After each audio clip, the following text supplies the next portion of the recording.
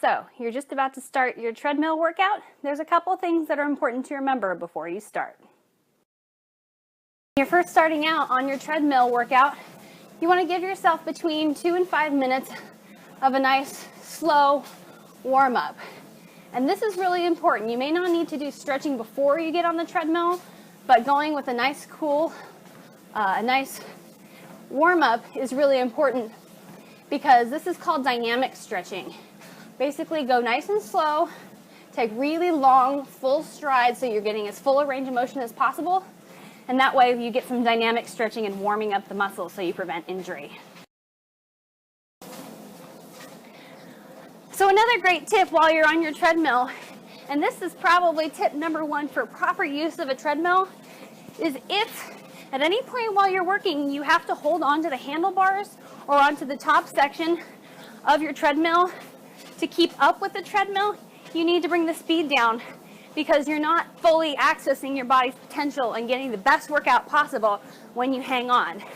So what is tip number 1? Make sure you don't hang on to the handrails or the top of the treadmill while you're working out. Get the best workout possible.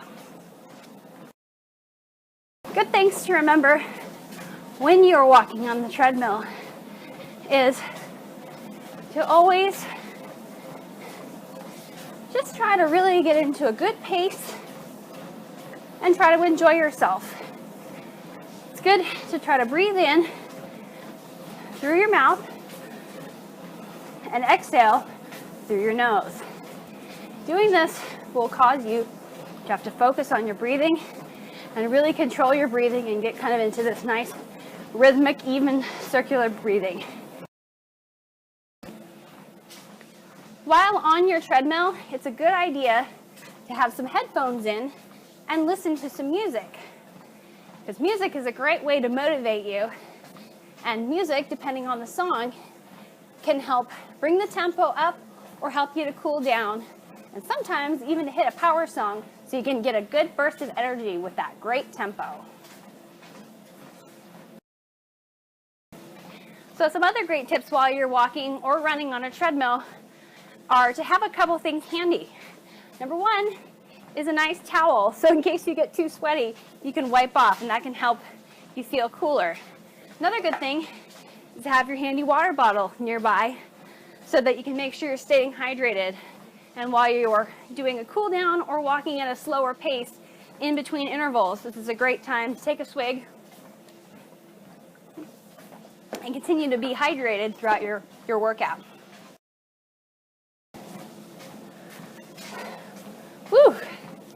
So when you're coming near the end of your treadmill workout, whether you've been doing walking or hill intervals or running, you're going to want to spend between 2 and 5 minutes doing a nice cool down.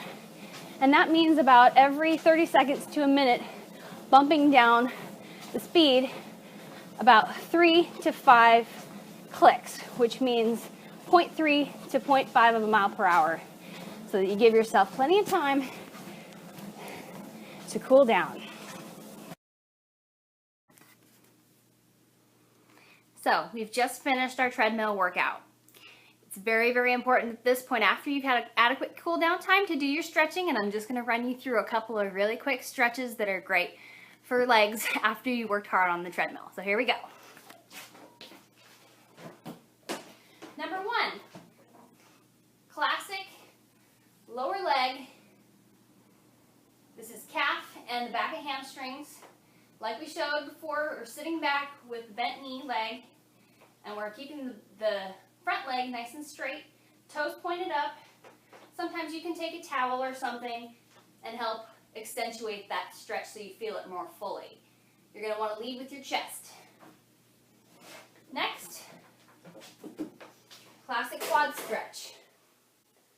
And like we showed, the form needs to be that the foot and the toes are being pulled in towards your butt rather than out this way. That's wrong. That will hurt your knee.